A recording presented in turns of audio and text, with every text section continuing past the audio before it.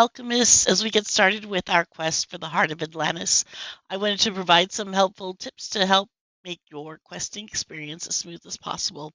So, the first thing we want to do is head to the Obsidian Valley and get a brand new summoning portal. You'll see that it is blue in color and that it has the Atlantis patch update in the title. So, we're going to need that for our questing. So, make sure you go get a new one. Next, you're going to want to remove any extra HUDs and attachments that you may have. Try to be as script light as you can comfortably be. This will help with overall sim performance for everyone. And you're going to need some of those open attachment points for quest event attachments to work properly. So try to take off head HUDs and body HUDs and anything else that may be on you that you don't actually need for this event. Also, we do recommend that you need to wear your fishing or wild HUD so that you can manage your quest companion chimera. This chimera will need to be rideable to participate in the event. So that means it needs to have a minimum 11 strength and a minimum 31 in endurance. As you progress through the next part of the quest, you will receive the Atlantis Bracer. This is a preview for the new Chimera combat system. You're going to simply wear or add the Atlantis Bracer and the combat HUD will attach automatically. You have a button here to summon and dismiss the trident, to activate and deactivate the trident, and that's your weapon. You have an option for rapid attack and target assist.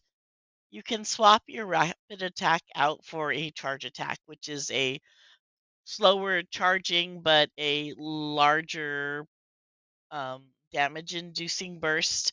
But in actuality, the rapid attack and the charge attack take the same amount of time and they do about the same amount of damage. So I personally feel like the rapid attack is more satisfying. I can do small amounts of damage, but I can do a lot of it, and I feel like I have more control. But it's totally up to you. So I personally tend to use the rapid attack, and I use the target assist. So you'll see that you'll get triangles, and I'll show you that in a minute. But you'll get triangles, and the red or the green will tell you whether or not your animal that you're attacking is in range.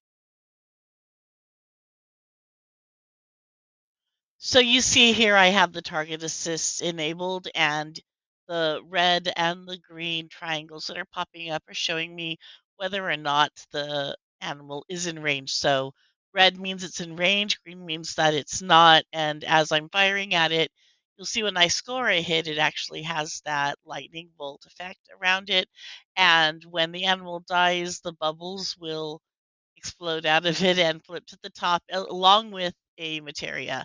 And that's actually what we're trying to farm here. So you'll want to go up and get the materia, or an even better strategy is to have a few people firing on the bottom and killing the animals, and then you're going to want to have some intrepid brave soul at the top farming them, and everyone who gets a hit and everyone who picks up a materia will all get points for that kill. So it's definitely worthwhile for several people to work together. It makes it a lot easier and it's not so much of a chore. It's actually a lot of fun. So I highly recommend, and that is the combat aspect.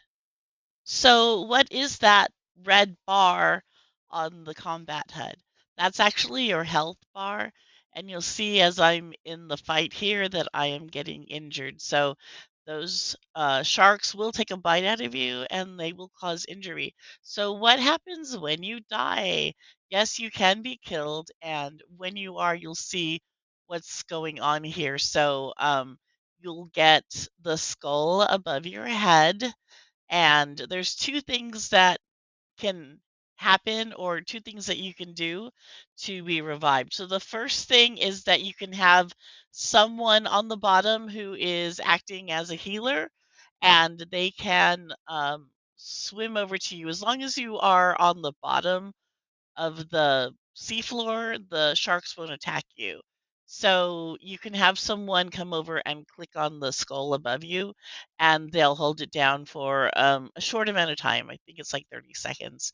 And then you will be restored about 70% of your health, and then you can go on.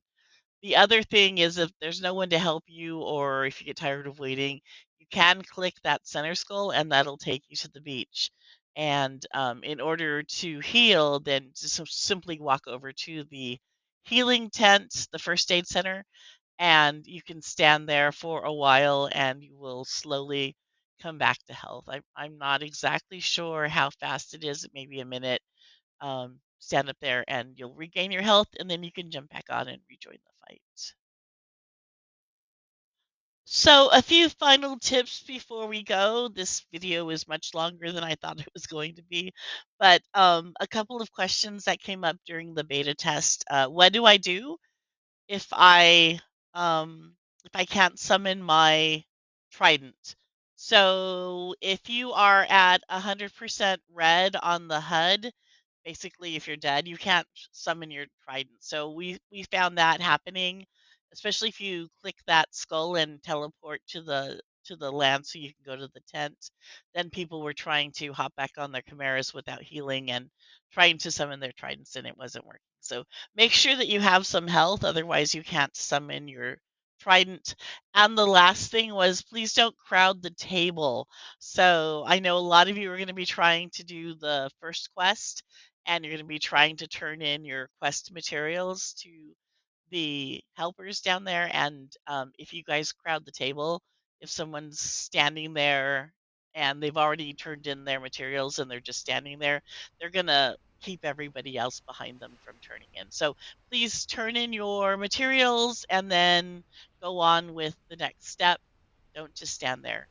Okay. So have a good time, guys. We had so much fun making this. It was a long time in coming, and I know we all had to wait, but the wait's over. And have a great time. I'm really excited. Damien's really excited. The whole team is really excited for you guys to do this. So go out there and have a good time and find Atlantis. This is Angela signing out.